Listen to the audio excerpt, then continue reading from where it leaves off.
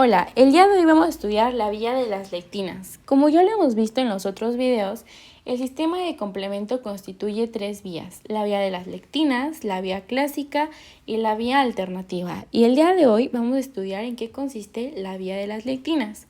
Antes de iniciar, me gustaría explicar qué es una glucoproteína. Una glucoproteína es cualquier proteína que tenga un segmento formado por carbohidratos.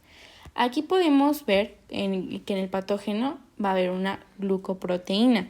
¿Por qué? Porque va a tener su región proteica, una región glucídica, o sea, compuesta por carbohidratos o más específicamente por monosacáridos.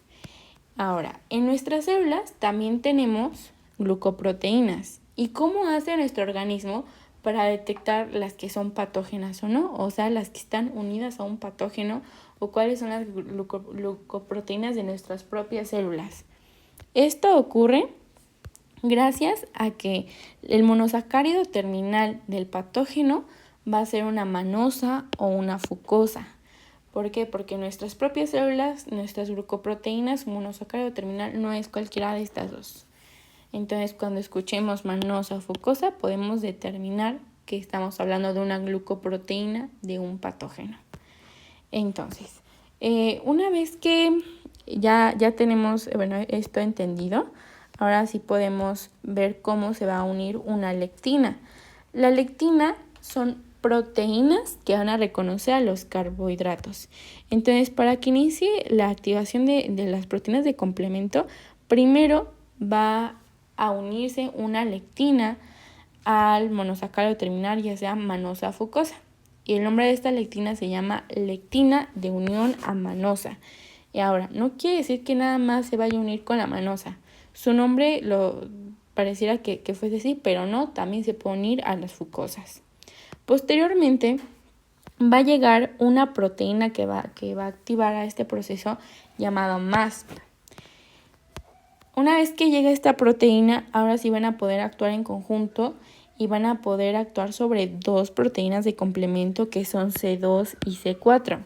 En el caso de C2, va a poder segmentarla en dos fragmentos, un fragmento pequeño y uno grande, igual en el C4, un fragmento pequeño y uno grande. C2 se va a fragmentar en C2A y C2B, y C4 en C4A y C4B. Como ya lo había dicho anteriormente, normalmente, no siempre, pero normalmente las moléculas pequeñas actúan como anafilotoxinas, o sea, son moléculas capaces de degranular a los mastocitos liberando su histamina y que esta histamina provoque o continúe con la respuesta inflamatoria. Y en el caso de los fragmentos grandes, normalmente van a actuar como opsoninas, o sea, van a marcar al patógeno para su posterior destrucción. Entonces, en este caso, esto va a seguir así. C2B y C4A van a unirse a la membrana del patógeno, formando un complejo llamado complejo C4B, C2B o también llamado C3 convertasa. ¿Y por qué C3? Porque va a tener la capacidad de actuar sobre esta proteína llamada C3. ¿Y cómo va a actuar? Va a actuar fragmentándolo en dos segmentos, en el segmento C3A, que es pequeño, y C3B, que es un poco más grande.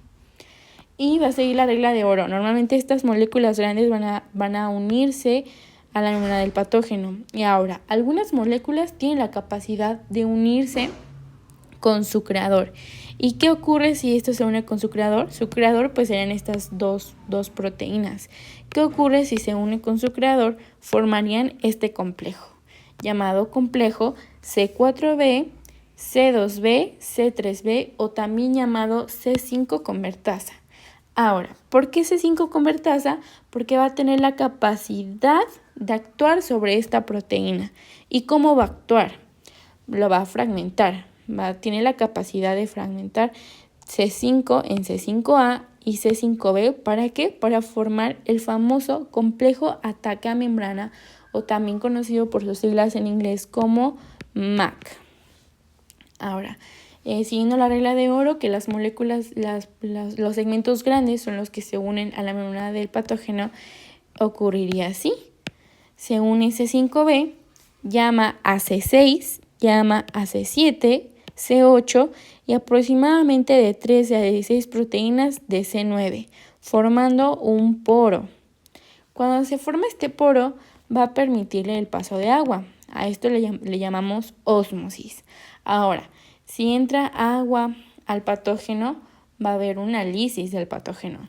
Y es por eso que a este proceso, a esta destrucción del patógeno, se le va a llamar lisis osmótica. Espero que me hayan entendido y les haya gustado mucho este video.